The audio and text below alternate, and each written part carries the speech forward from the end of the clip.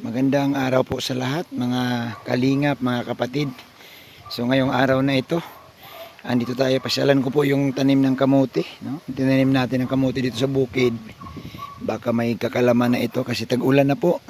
At kung magtuloy-tuloy ang ulan, masisira po ang laman nito. Kaya kung malalaki na ang laman, pwede na natin itong bunutin. Ito, oh. Yan. Yan guys, makita mo yan guys, oh. Umuusbong na dito. So siguro sa sunod na mga araw, pwede ko na itong tanggalan ang hukayin na natin ang mga laman nito. So yun. So tahimik dito guys, no? Andito ako sa bukid, no? Kahit gaano katahimik, sobrang tahimik po dito. Mahangin, ayan, makita niyo po yung mga dahon. Talagang sumasayaw. Pero kahit gaano katahimik guys, talagang ginising tayo ng mga reactor, no? At saka sa live ni Kuya Bal, no? Napanood natin doon. Sabi ni Kuya Bal, iniwan na raw si Medit ng mga big time sponsor, no, ng USA at Canada. Sponsor ba yun? So yun guys, no, mag-reaction lang tayo, no, mag-react lang tayo dun sa nangyari.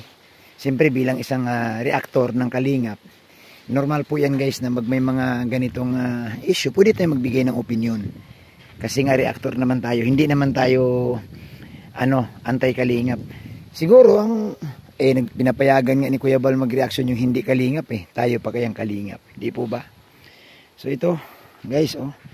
So tinanim po ito para pag sakaling magkalaman, pwede na pong lalagain pang merienda. At least ito po guys, organic. Wala po itong abono, no? Walang abono itong kamutihan na ito. Yan, oh. Yan. So, sa paligid po may mga kanggos. Yan. So itong paligid nito guys, pwede rin to guys anuhin. Gataan. Ito. Ginagataan po ito. Itong dulo nito, ito. Yan, ginagataan ito yung bata pang talbos. Yan. So yun na nga, no? Magbigay tayong reaction sa issue ngayon, no? Napakainit na issue ngayon dito sa larangan ng YouTube. So yun nga, no? Ang aking masasabi diyan, no?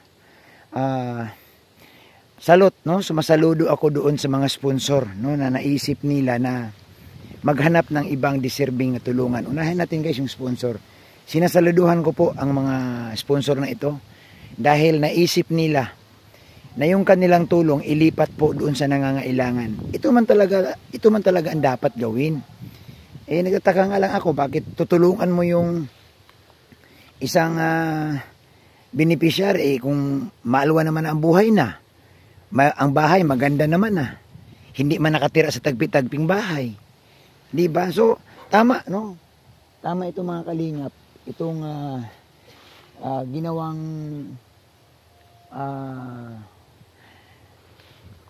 decision, no, ng mga big sponsor, no, big sponsor po ni Medit. Yan, pangalanan natin big sponsor ni Medit. Kasi nabuksan yung isip nila guys na ang tulungan talaga itong karapat-dapat. Kasi kung ang pag-usapan natin tulong, sa totoo lang, ang dami pong deserving tulungan. Marami pong mga bata, maraming mga nag-aaral na mga kabataan na hirap sa buhay. Huwag na tayo doon sa mga viral, no? Doon na lang sa mga ibang beneficiary. Mapakalingap man yan, mapahindi kalingap. Ang daming dapat tulungan guys na sobrang deserve nila tulungan kasi nga walang-wala sila. Nakatira sa malalayong lugar.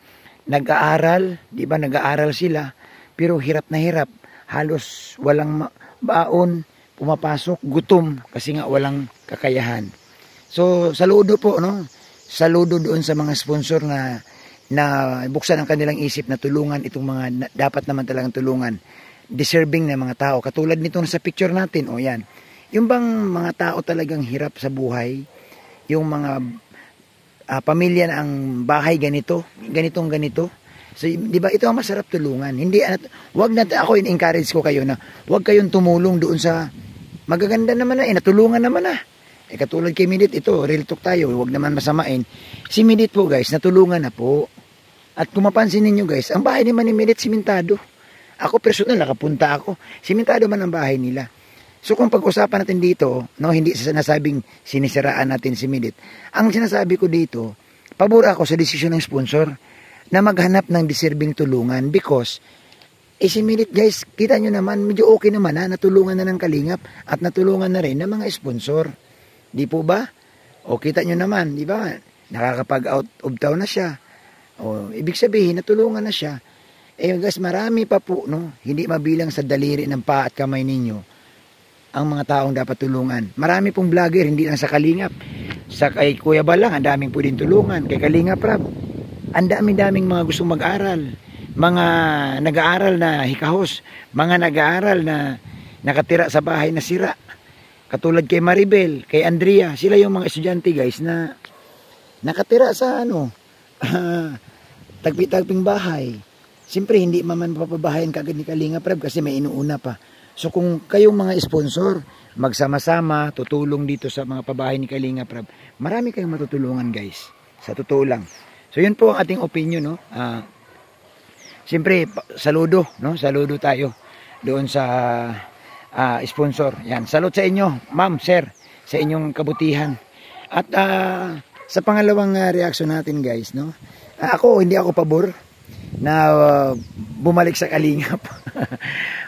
Pero baka naman hindi talaga babalik, no? Baka naman hindi yan bumalik kasi umalis ka na eh, no? Yan ang sinasabi ko na kapag umalis ka, huwag ka nang bumalik kasi iniwan mo na nga ang Kalingap at maliban dyan, nabas ang Kalingap, no? Nabas ang mga aktor ng Kalingap nang dahil sa pag-alis mo, dahil iniwan mo ang Kalingap at sumama ka doon sa mga taong nag-alok sa'yo na umalis ng Kalingap. So bakit pa, no? Anong saysay, no? Na pabalikin pa kasi hindi magandang para sa akin lang opinion ko to, mga Kalingap. Hindi magandang pangitain or ehemplo na tatanggapin ito muli. Bakit? Eh baka pwedeng gayahin ito ng iba. Nasabihin, pwede naman pag umalis ka diyan, pag wala ka ng views, pag bagsak ka na, pwede ka naman bumalik, tatanggapin ka naman. Di po ba? No?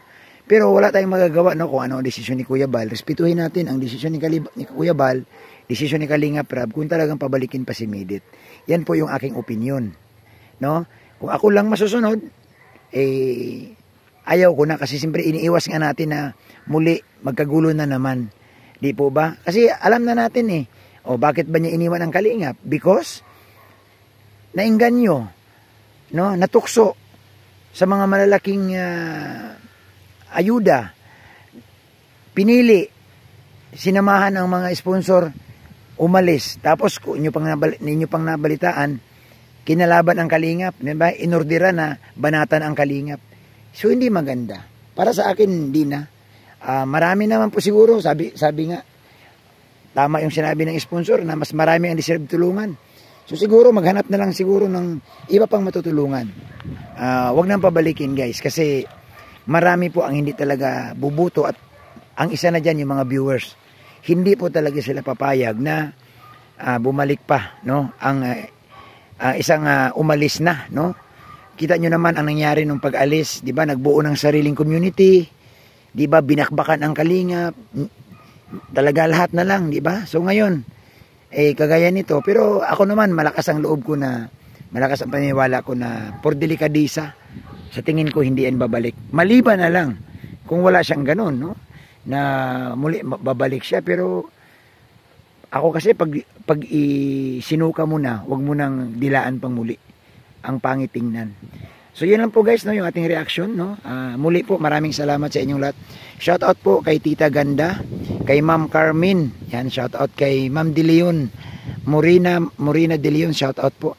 Siyempre shout out po sa Danjoy Founders Team, sa Danjoy 16, Danjoy Sabado, Danjoy Sabado Official, no, sa inyong lahat, no. Shout out sa Danjoy Hong Kong, Danjoy Cactus, yan, Danjoy Love Saturday, Danjoy Kilig Overload, yun, Danjoy Founders Team, Danjoy Sweet 16, Danjoy Kalingap Angel Supporters, Danjoy Solid Worldwide. Maraming salamat sa inyong lahat guys.